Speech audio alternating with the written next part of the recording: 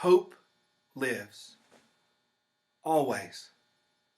Even when, and especially when, life stands at its most uncertain. When our own human frailty, the very thing we spend lifetimes trying to tuck in and cover up, soaks through our armor, showing the world our weaknesses and our inabilities. But what is hope? Where is it? And what do we do with it? Especially now, as fear of getting too close to our neighbors seems to trump our sacred calling to love our neighbors. There's a passage of Scripture that's always been a favorite of mine, but today speaks to me in ways that it never has before.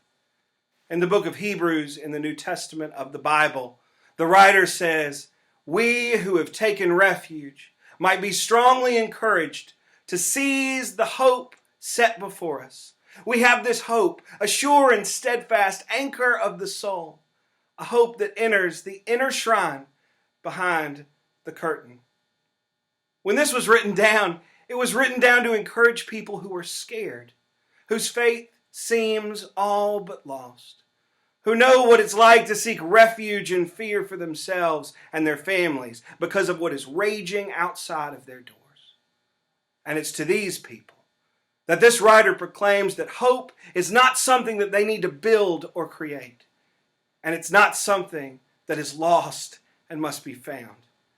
It's sitting right in front of them, casting a vast shadow over all of the fear and uncertainty that they are feeling. And that hope was put there for them by God.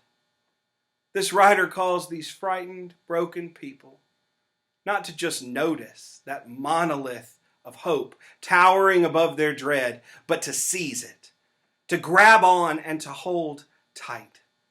When I read this now, I cannot help but see myself and each one of us who are experiencing our own feelings of uncertainty, who are seeking refuge wherever we can find it, whose homes and workplaces seem like fragile sanctuaries from the microscopic war that is raging outside.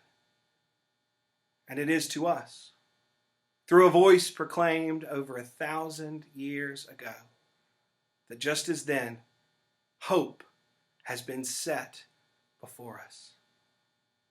And we too must seize it. We must grab a hold, and we must help others do the same.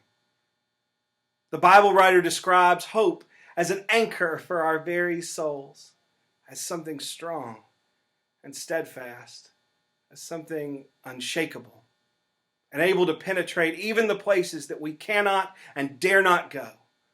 I can't read this without thinking about a very real anchor in a town in New England where I used to live. The town began as a whaling port, and in the center of the town square lied an anchor. It was easily 15 feet high, and it was from an old whaling ship. And over the years, I watched as tourists and local children climbed and swung from that anchor, and never once did it move.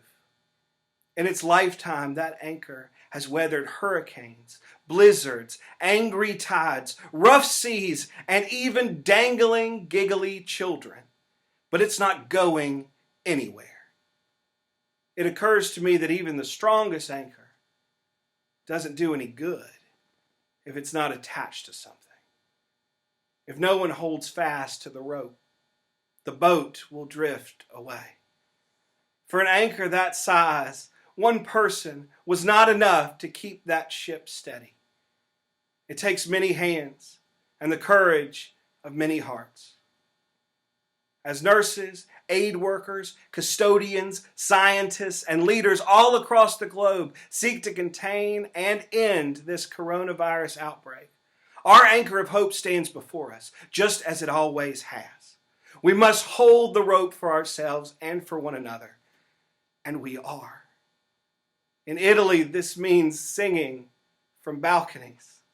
In homes around our country, this means relearning math so that we can teach our children. It means calling friends and neighbors on the phone to laugh together and cry together and pray together. if you're able to see this, then you are able to reach out, to grab the rope anchored to hope, and to help others do the same. Because hope lives always.